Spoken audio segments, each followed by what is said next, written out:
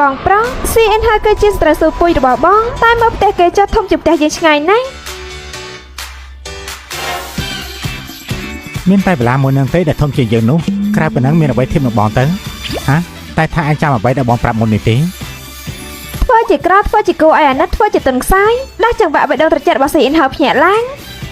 ត្រឹមត្រូវឥឡូវគ្រួសារយើងខ្សែធនហើយឯងមិនចង់នៅផ្ទះវិឡាអីទេសួរឡើងបងស្រីស៊ូអ្នកទាំងពីរនាក់មកធ្វើស្អីនៅទីនេះ CN ឯងដែលខាតត្រូវតែទទួលខុសត្រូវបងស្រីខ្ញុំមិនអាចទៅប៉ះបងស្រីឯងមួយសរសៃសោះខ្ញុំទទួលខុសត្រូវស្អីទៅមកឯងថាមិនពាក់ព័ន្ធទាំងអស់មកពីឯងនឹងហើយទៅគ្រួសារទូរបស់យើងឡងចុងនោះគ្រួសារទូឯងឡងចុងខ្សែធននឹងហើយដោយតែចាញ់ការបោកបញ្ឆោតគេមានស្អីតាក់ទងនឹងខ្ញុំទៅអើយឯងនេះចិត្តដាច់ម្លេះតែเวลาគ្រួសារទូយើងត្រូវគោរពអូសហើយ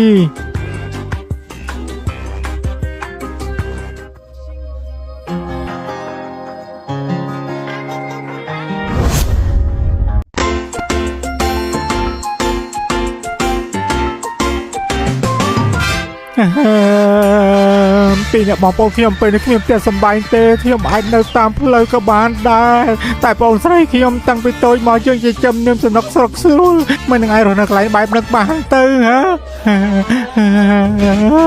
សៀវអ៊ីនទុកថាខ្ញុំបោះឯងចោចាំពេលដែលខ្ញុំមានលុយហើយខ្ញុំនឹងសងថ្លៃចំណាយចិញ្ចឹមបងស្រីខ្ញុំចោបងប្រុសគួរឲ្យខ្មាស់គេណាលេខខ្ញុំទៅមិនលែងទេលុះត្រាតែយល់ព្រមជាចាំបងស្រីខ្ញុំសិនបើក្នុងដៃយើងមានលុយខ្លះនោះណាយើងមិនមកបន្ទាបក្បាលសុំទោសសត្រូវសួរពូជដូចជាឯងនេះទេតែធ្វើម៉េចនៅក្បែរខ្លួនខ្ញុំមានតែស៊ីហ៊ីនហឺតែម្នាក់ទេដែលមិនបាច់តៃមនុស្សស្រីនោះជាយើងទាំងស្អាតគួរឲ្យស្រឡាញ់កិច្ចមិនផុតពីពួកអន្តពាលទៅនោះទេមិនបងប្រុសប្រេកភ្នែកខ្ញុំមែនទេ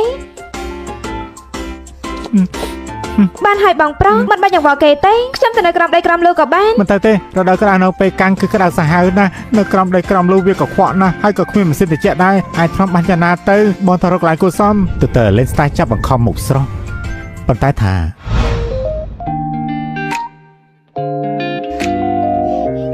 បងប្រុសថ្ងៃនេះអីក៏ចាប់មកវិញលឿនម្ល៉េះ